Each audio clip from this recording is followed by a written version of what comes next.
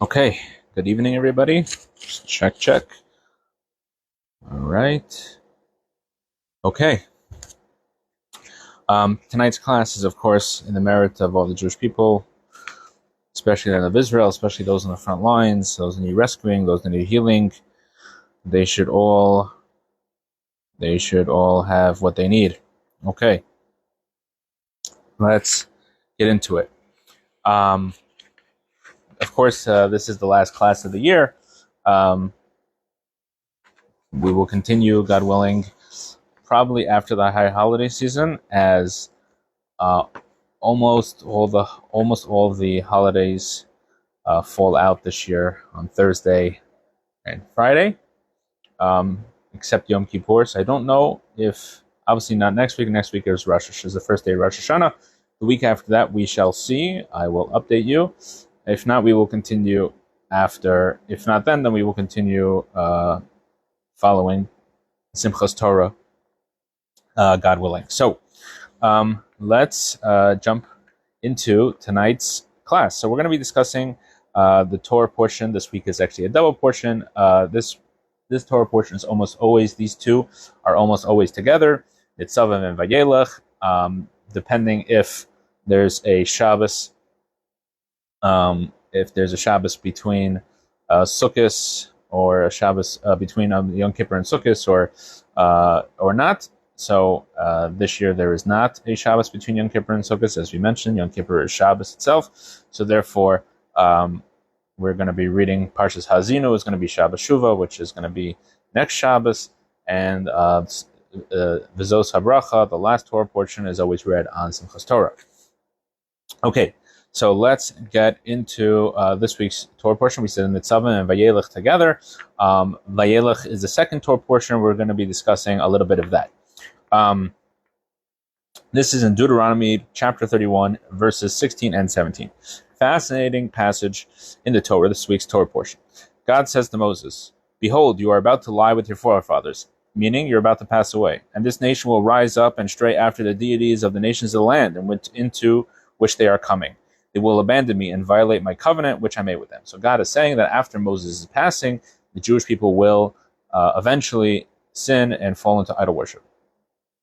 And God says, what's going to happen? Because they are abandoning me and abandoning my covenant, my fury will rage against them, and I will abandon them and hide my face from them. They will be consumed, and many evils and troubles will befall them.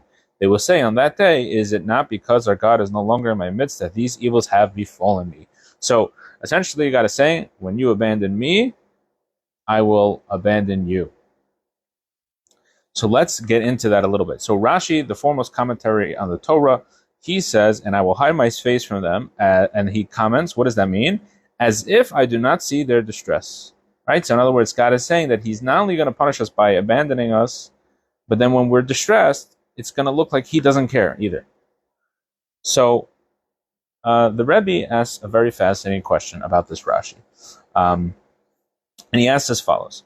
Seemingly, the idea of "I hide my face" makes a lot of sense in the context. And why is it important for him to comment on this idea? And then his comment is strange. It says, "as if I'm going to hide my face." So he's saying that God is not hiding his face, but God said he is hiding his face. So what is going on over here? So the first thing is that actually, if you even take it a step further, what is the idea of hiding my face? So if God abandoned us, let's take a step back here. God abandoned us. That means we're no longer in the same place. We are here. God is somewhere else. So he abandoned us, and then he's going to hide your face. Well, if you're not here, then why do you have to hide your face? That doesn't make a lot of sense. I only have to hide my face when you're right here. You see me. So now I want to hide my face. I could hide my face. But what is this idea of I'm abandoning you and then I'm hiding my face? That's number one. So then Rashi says, okay, obviously it can't mean that he's hiding his face because he already abandoned us. So if God abandoned us, then obviously the hiding a face, it doesn't mean actually hiding his face, but it must be that it looks as if he's hiding his face. So again, as if he doesn't see our distress. Okay. Now, let's take it a step further back. So we understand why Rashi has to comment here, because he has to explain why he has to hide his face even though he's already abandoned us. Okay, that's number one. Number two is, going back even further, is why is God taking such a strong situation, or a strong position? And of course, it's because God punishes us the way we act to him. And this is something that is brought down in the Rashi comments on an earlier comment in the book of Exodus.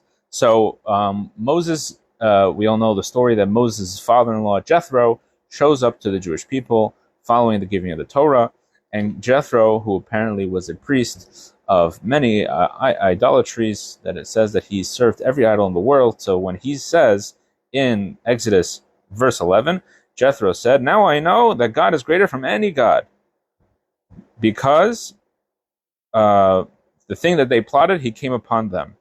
So, meaning that Jethro's saying, so he really had the experience to say, God is greater than any God, meaning the true God of Israel is greater than any deity that he had worshipped, because he was saying that because the thing that they had planned, that the Egyptians had planned to the Jewish people, that is the things that God did to the Egyptians. For example, they had drowned the Jewish babies, the Egyptians, therefore God drowned them in the Red Sea, etc. So we see here that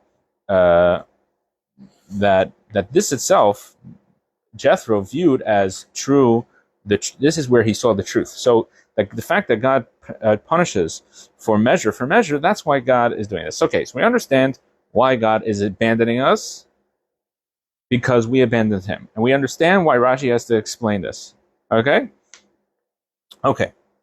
So now, what we have to take a step back. Let's look at what the words, I should say, are. Where does Rashi get this idea from? That I will hide my face, but it does not mean literal, right? We explained that Rashi had to explain it because, again, he's already abandoned us, so why does he have to hide? So Rashi actually gets it from the words itself.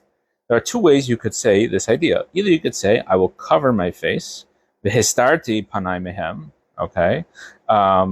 Or, I'm sorry, v'histarti panai mehem means, and I will hide my face. I apologize. That's what the word says, the Torah says here. But it doesn't say v'chisisi panai. It does not say I will cover my face. So why does the Torah choose the word I will hide my face, not the word I will cover my face, which we see in other places in the Torah, that wording of covering. Now, what's fascinating about the difference between covering and hiding, when a person covers his face, essentially he's actually making a change in his face. Okay? Meaning, it's not just the fact that the person who you're communicating this idea to, so in this case, the audience watching right now, if I were to cover my face, you will no longer be able to see my face. Not only that, my face would be covered. In other words, there would really be a concealment there, because let's say I put my hands in front of my face, so now my face is covered, is actually covered, and therefore you cannot see me. Versus if I hide myself, okay, if I hide my face, so for example, if I were to disappear off camera here for a second, you would no longer see my face, but my face would not be covered in reality. You just can't see me. It's just affecting you as the audience, as the listener or watcher of this class. So Rashi understood from this that in reality, it's not that God is actually hiding himself from us, but he makes it appear that he is hiding from us. That is why the Torah uses the word hiding, not covering, because there is no actual change, but there is an appearance. God wants it to seem as if he is hiding from us. And this actually is a very important thing that gives us, the Jewish people, a lot of hope. When the Jewish people are in exile, and the Jewish people are in a situation where, like the Torah says, that in this week's Torah portion, they will be consumed and many evils and troubles will befall them, it's so bad that not only that, they think that God has abandoned them, right? They think that God not only has abandoned them and they're in exile, but now it seems that he's not even paying attention. He doesn't care. And so Rashi clarifies this, and he says, no, it only seems like God is not watching us, but in truth, God cares deeply, and He's suffering together with us. And like we talked about in last week's Torah portion, where we had the curses and the bad things that will befall the Jewish people, God is saying, listen, even in that situation, and I have abandoned you, and you are now in a bad situation, I still care. Yes, it looks like I'm not watching, but the truth is that it's only for a short moment God has left us, and that itself makes us want to come back, as we'll see in a minute, and through us returning to God, if the whole point is that the way we behave to God is how we behave, He treats us. So the fact that we have abandoned Him, we have abandoned Him and His covenant, and therefore He has abandoned us. So as soon as we return, that has to go away. Okay. Now, we'll just to finish off this idea, let's talk about a little bit. What are the two ways this could occur? Is God going to return to us, or are we going to return to God? So the Medrash actually records this in a dialogue form. This is an Eicha Rabbah. This is the Medrash on Eicha, the Book of Lamentations, and we'll see that this is a comment on the last verse of the Book of Lamentations. The last verse, or actually the second to last verse of the Book of Lamentations. For example, on Tisha B'Av, when we read it, we read this as the last verse because it's a very hopeful verse. It says, "Return us to you, O God, and we shall return." Okay, in the Hebrew, Hashivenu Hashem Eilecha v'nashuva, right? Return to us, God, and we will return.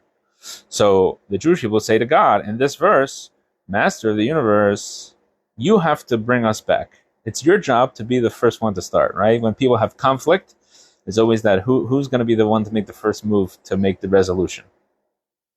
So God says, 1 second here, you're saying that I should come back. You have to come back. And God brings a proof. God brings a proof from a verse, as if God needs a proof, right?